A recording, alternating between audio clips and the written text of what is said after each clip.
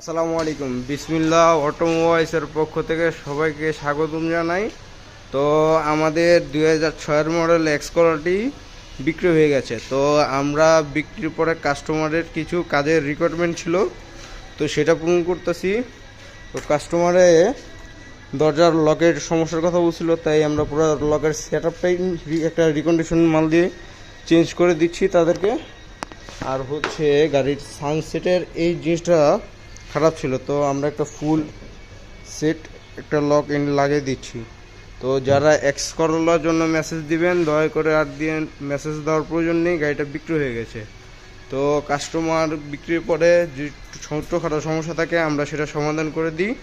তো সবাইকে ধন্যবাদ আমাদের এই ভিডিওটা দেখার জন্য।